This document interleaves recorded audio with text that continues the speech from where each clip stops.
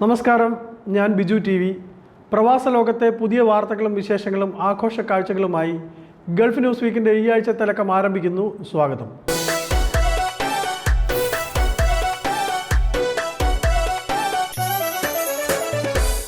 Gulf news വീക്കിൽ ആദ്യം Gulf news week special.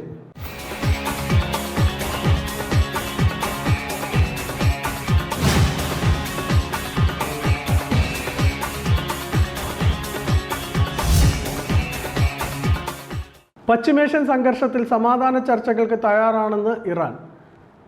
നാവിക ഉപരോധവും ഭീഷണികളും വാഗ്ദാന ലംഘനവുമാണ് ചർച്ചകൾക്ക് തടസ്സമാകുന്നതെന്ന് ഇറാൻ പ്രസിഡന്റ് മസൂദ് പെസഷ്കിയാൻ വ്യക്തമാക്കി. പശ്ചിമേഷ്യൻ സംഘർഷത്തിൽ ചർച്ചയ്ക്കും ധാരണയ്ക്കും തുടർന്നും തയ്യാറാണ് എന്ന് ഇറാൻ പ്രസിഡന്റ് മസൂദ് പെസഷ്കിയാൻ പറഞ്ഞു. നാവിക ഉപരോധവും ഭീഷണികളും വാഗ്ദാന ലംഘനവുമാണ് ചർച്ചകൾക്ക് തടസ്സമാകുന്നത്.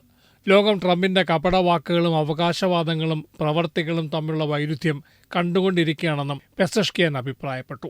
അതേസമയം തന്റെ അഭ്യർത്ഥന മാനിച്ച ഇറാൻ സർക്കാർ വിരുദ്ധ വനിതാ പ്രക്ഷോഭകരുടെ വധശിക്ഷ ഒഴിവാക്കിയെന്ന് അമേരിക്കൻ പ്രസിഡന്റ് ഡൊണാൾഡ് ട്രംപ് അവകാശവാദം ഉന്നയിച്ചു. 8 വനിതാ പ്രക്ഷോഭകരുടെ വധശിക്ഷയാണ് റദ്ദാക്കിയത്. 4 പേരെ ഇറാൻ ഉടൻ മോചിപ്പിക്കുമെന്നും മറ്റു 4 പേർക്ക് 1 മാസം ജയിലിൽ കഴിയേണ്ടി വരുമെന്നും ട്രംപ് പറഞ്ഞു. ഇറാൻ അമേരിക്ക 2ാം ഘട്ട സമാധാന ചർച്ച വെള്ളിയാഴ്ച ഉണ്ടാകുമെന്നാണ് സൂചനകൾ. വെടിനിർത്തൽ സമയപരിധി നീട്ടിയെങ്കിലും ഇറാനെതിരെയുള്ള നാവിക ഉപരോധം തുടരുമെന്നാണ് അമേരിക്കയുടെ നിലപാട്. ന്യൂസ് ഡെസ്ക് ജീവൻ. ഇറാനുമായുള്ള 2 ആഴ്ചത്തെ വെടിനിർത്തൽ കാലാവധി നീട്ടിയതായി US president Donald Trump. Iran ഭരണകൂടത്തിൽ ഭിന്നതകൾ നിലനിൽക്കുന്ന സാഹചര്യത്തിലാണ് ഈ തീരുമാനമെന്ന് അദ്ദേഹം വ്യക്തമാക്കി. അമേരിക്കയും ഇസ്രായേലുമായുള്ള യുദ്ധം അവസാനിപ്പിക്കാൻ ഇറാന്റെ നേതാക്കളും പ്രതിനിധികളും ഒരു ഏകീകൃത നിർദ്ദേശം സമർപ്പിക്കുന്നതുവരെ വെടിനിർത്തൽ തുടരുമെന്ന് ട്രംപ് അറിയിച്ചു. പാകിസ്ഥാൻ പ്രധാനമന്ത്രി ഷഹബാസ് ഷെരീഫ്, ഫീൽഡ് മാർഷൽ അസീം മുനീർ എന്നിവരുടെ അഭ്യർത്ഥന മാനിച്ചാണ് ആക്രമണം നീട്ടിവെക്കുവാൻ തീരുമാനിച്ചതെന്ന് ട്രംപ് പറഞ്ഞതായി റോയിറ്റേഴ്സ് റിപ്പോർട്ട് ചെയ്യുന്നു. ഇറാൻ സർക്കാർ നിലവിൽ പല തട്ടിലാണെന്നും അദ്ദേഹം നിരീക്ഷിച്ചു. ഉപരോധം തുടരാനും ഏത് സാഹചര്യത്തെയും നേരിടുവാൻ സജ്ജമായിരിക്കുവാനും ട്രംപ് സൈന്യത്തിന് നിർദ്ദേശം നൽകി. അതേസമയം സമാധാന ചർച്ചകൾക്കായി ഇസ്ലാമാബാദിലേക്ക് പുറപ്പെടാനിരുന്ന US വൈസ് പ്രസിഡന്റ് JD വാൻസിന്റെ യാത്ര റദ്ദാക്കി. ചർച്ചയിൽ പങ്കെടുക്കുന്ന കാര്യത്തിൽ ഇറാൻ ഇതുവരെ അന്തിമ തീരുമാനമെടുത്തിട്ടില്ല. അമേരിക്കയുടെ നടപടികൾ കടൽക്കൊള്ളയാണെന്നും ഭരണകൂട ഭീകരതയാണെന്നും ഇറാൻ വിദേശകാര്യ വക്താവ് എസ്മായിൽ ബഖായി ആരോപിച്ചു. ഹോർമുസ് കടലിടുക്കിൽ ഇറാന്റെ കപ്പലുകൾ തടഞ്ഞ നടപടി അംഗീകരിക്കാനാവില്ലെന്നും അദ്ദേഹം വ്യക്തമാക്കി. അതേസമയം ചർച്ചയ്ക്ക് പ്ലാനൊന്നുമില്ലെന്ന് ഇറാൻ അറിയിച്ചു. അതിനിടെ മിഡിൽ ഈസ്റ്റിലേക്കുള്ള US പ്രത്യേക പ്രതിനിധി സ്റ്റീവ് വിറ്റ്കോഫും പ്രസിഡന്റ് ട്രംപിന്റെ മരുമകൻ ജാരദ് കുഷ്ണറും മിയാമിയിൽ നിന്ന് വാഷിംഗ്ടണിലേക്ക് തിരിച്ചു. ഇവരെ 2ാമത്തെ റൗണ്ട് ചർച്ചകൾക്കായി ഇസ്ലാമാബാദിലേക്ക് കൊണ്ടുപോകേണ്ട വിമാനം വാഷിംഗ്ടണിലേക്ക് തിരിച്ചുവിട്ടതായാണ് ഫ്ലൈറ്റ് ഡാറ്റ സൂചിപ്പിക്കുന്നത്. US സംഘത്തെ JD വാൻസും ഇറാൻ സംഘത്തെ പാർലമെന്റ് സ്പീക്കർ മുഹമ്മദ് ബാഖർ ഖാലിബാഫും നയിക്കുമെന്നായിരുന്നു നേരത്തെയുള്ള സൂചന. എന്നാൽ ഇറാൻ ഔദ്യോഗികമായി ചർച്ചയിൽ പങ്കെടുക്കുമെന്ന് സ്ഥിരീകരിച്ചിട്ടില്ലെന്ന് പാകിസ്ഥാൻ വാർത്താവിനിമയ മന്ത്രി അതാവുള്ള തരാർ അറിയിച്ചു. ന്യൂസ് ഡെസ്ക് ജീവൻ. അമേരിക്കയുമായുള്ള ചർച്ചകൾക്ക് ഉപാധികൾ മുന്നോട്ട് വെച്ച് ഇറാൻ. ആണവ പദ്ധതികളുടെ കാര്യത്തിലും ഹോർമൂസിലെ ഗതാഗതത്തിലും നിയന്ത്രണങ്ങൾക്ക് വഴങ്ങില്ല എന്നാണ് ഇറാന്റെ തീരുമാനം.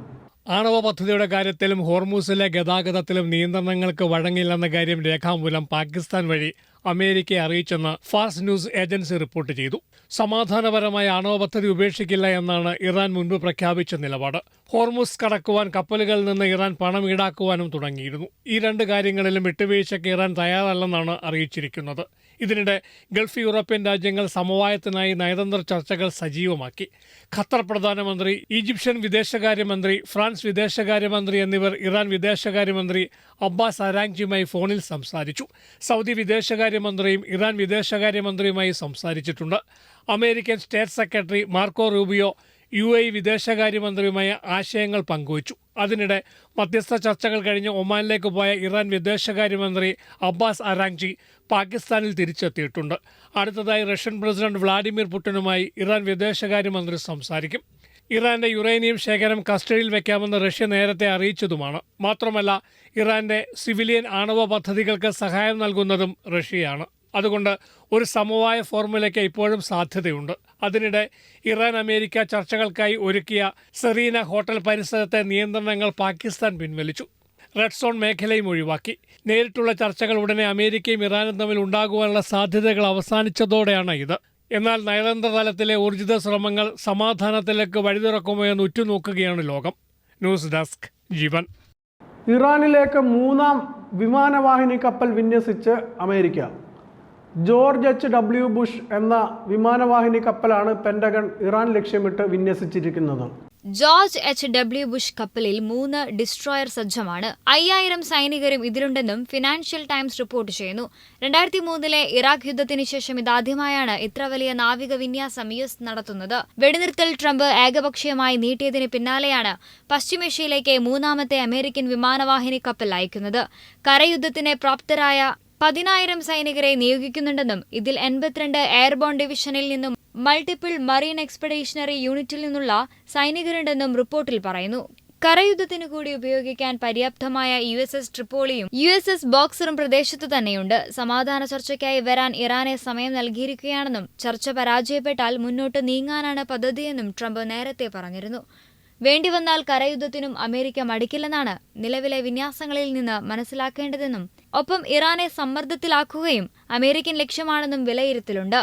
ഏത് സാഹചര്യം നേരിടാനും ഇറാൻ സജ്ജമാണെന്നായിരുന്നു UN-ലെ ഇറാന്റെ അംബാസഡറായ സയ്യിദ് ഇറവനി വ്യക്തമാക്കിയത്. ന്യൂസ് ഡെസ്ക് ജീവൻ. ലോകത്തിലെ ഏറ്റവും തിരക്കേറിയ എണ്ണ വ്യാപാര പാതയായ ഹോർമുസ് കടലിടുക്കിൽ വാണിജ്യ കപ്പലിന് നേരെ വീണ്ടും ഇറാന്റെ ആക്രമണം. ഒമാൻ തീരത്തിന് സമീപം വെച്ച് കണ്ടെയ്നറുകളുമായി വന്ന കപ്പലിന് നേരെ ഇറാൻ റവല്യൂഷണറി ഗാർഡിന്റെ സായുധ ബോട്ടാണ് വെടിവെച്ചത്. മുന്നറിയിപ്പില്ലാതെയുള്ള ആക്രമണങ്ങളിൽ കപ്പലിന്റെ കമാൻഡ് സെന്ററായ ബ്രിഡ്ജിന് കനത്ത നാശനഷ്ടങ്ങൾ സംഭവിച്ചതായി UK maritime trade organisation report ചെയ്തു. കപ്പലുണ്ടായിരുന്ന ജീവനക്കാരെല്ലാം സുരക്ഷിതരാണെന്നും ആക്രമണത്തെ തുടർന്ന് തീപിടുത്തമോ പരിസ്ഥിതി പ്രശ്നങ്ങളോ ഉണ്ടായിട്ടില്ലെന്നും അധികൃതർ വ്യക്തമാക്കി. എന്നാൽ ആക്രമിക്കപ്പെട്ട കപ്പലിന്റെ പേരോ മറ്റ് വിശദാംശങ്ങളോ ഇതുവരെ പുറത്തു വന്നിട്ടില്ല. അമേരിക്കയുടെ നേതൃത്വത്തിൽ ഇറാൻ തുറമുഖങ്ങളിൽ ഏർപ്പെടുത്തിയിരിക്കുന്ന ഉപരോധം പിൻവലിക്കുന്നതുവരെ ഹോർമുസ് കടലിടുക്ക് അടച്ചിടുമെന്ന ഇറാന്റെ പ്രഖ്യാപനത്തിന് പിന്നാലെയാണ് ഈ പുതിയ സംഭവം. മേഖലയിൽ കഴിഞ്ഞ ശനിയാഴ്ച 2 ഇന്ത്യൻ കപ്പലുകൾക്ക് നേരെയും സമാനമായ രീതിയിൽ ആക്രമണമുണ്ടായിരുന്നു. ഇന്ത്യൻ പതാക വഹിച്ച കപ്പലുകളെ കടലിടുക്കിൽ വെച്ച് ഇറാൻ സൈന്യം തടയുകയും വെടിയുതിർക്കുകയും ചെയ്തത് നയതന്ത്ര തലത്തിൽ വലിയ പ്രതിഷേധങ്ങൾക്ക് കാരണമായി. ഇന്ത്യൻ കപ്പലുകൾക്ക് നേരെ ഉണ്ടായ ആക്രമണത്തിൽ പ്രതിഷേധിച്ച് ന്യൂഡൽഹിയിലെ ഇറാൻ സ്ഥാനപതിയെ ഇന്ത്യൻ വിദേശകാര്യ മന്ത്രാലയം വിളിച്ചു വരുത്തി പ്രതിഷേധം അറിയിച്ചിരുന്നു. സമുദ്ര വ്യാപാര പാതകളിൽ ഇറാൻ നിയന്ത്രണം ഘടിപ്പിക്കുന്നത് അന്താരാഷ്ട്ര വ്യാപാര മേഖലയെയും ആഗോള എണ്ണ വിപണിയെയും വലിയ തോതിൽ ബാധിക്കുമെന്ന ആശങ്ക നിലനിൽക്കുകയാണ്. ന്യൂസ് ഡെസ്ക് ജീവൻ.